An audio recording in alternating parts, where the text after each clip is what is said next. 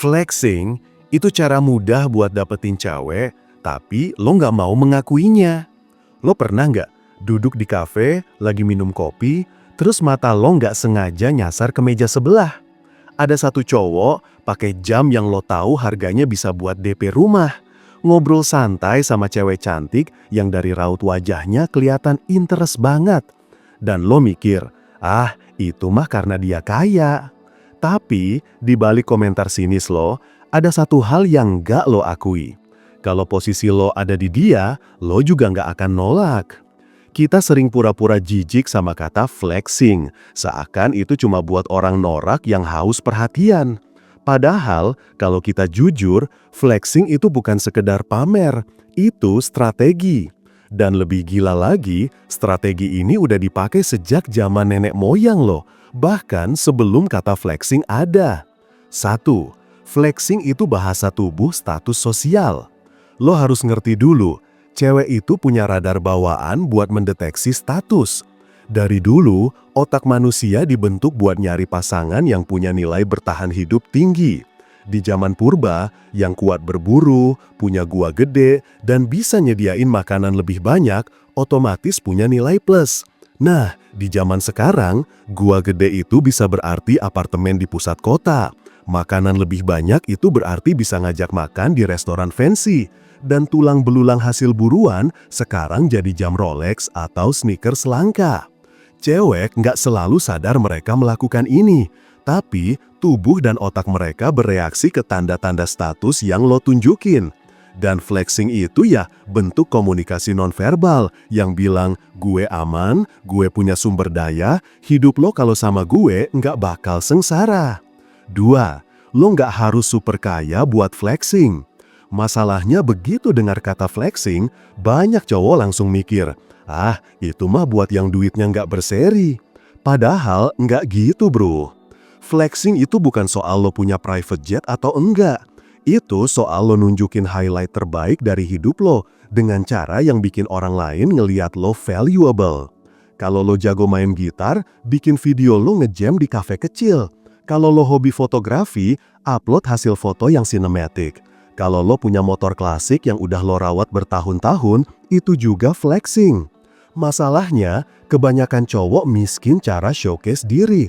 Lo terlalu sibuk nyembunyiin hal keren dalam hidup lo karena takut dibilang pamer. Padahal, di dunia nyata, yang nggak nunjukin diri itu cuma 2 tipe.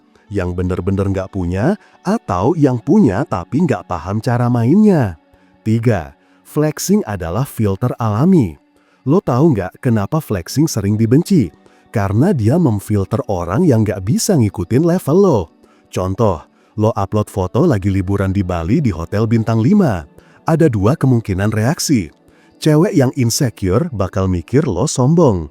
Cewek yang match sama level lo bakal penasaran, dia kerja apa ya? Flexing itu kayak ngasih sinyal SOS ke target yang tepat. Lo nggak perlu ngejelasin panjang lebar, nggak perlu pick up line ribet. Orang yang cocok bakal langsung ngeh, orang yang nggak cocok bakal mundur dengan sendirinya. Dan justru itu enaknya, lo nggak buang waktu PDKT ke orang yang nggak akan pernah nyambung sama gaya hidup lo. 4. Cewek juga flexing, lo cuma lebih sering nggak ngeh. Banyak cowok nyinyir kalau ada cewek yang upload foto di pantai, bawa tas branded, atau OOTD full makeup. Padahal itu juga flexing, cuma versinya cewek. Bedanya, kalau cowok flexing status ekonomi, cewek flexing daya tarik visual dan gaya hidup. Sama-sama ngirim sinyal, gue punya nilai. Jadi, kalau lo masih bilang flexing itu norak, tapi diam-diam lo scroll Instagram cewek cantik yang suka upload di kafe estetik, lo sebenarnya cuma munafik. Lo menikmati hasil flexing orang lain, tapi lo sendiri nggak mau play the game. 5. Flexing bukan selalu soal barang mewah, tapi soal cerita. Flexing yang paling efektif bukan sekedar nunjukin barang mahal, tapi nunjukin cerita di baliknya. Contoh, lo upload foto lagi makan steak 1 juta, tapi caption lo cuma mantap, itu basi. Tapi kalau lo cerita singkat, dulu gue cuma bisa makan mie instan tiap akhir bulan, sekarang bisa traktir nyokap makan di tempat ini, orang yang baca bakal ngerasain vibe lo. Cerita bikin flexing jadi punya dimensi emosional. Cewek nggak cuma lihat lo kaya, tapi lihat lo punya perjalanan. Dan manusia, apalagi cewek, jauh lebih tertarik sama perjalanan daripada hasil akhir. 6. Flexing mengaktifkan efek social proof.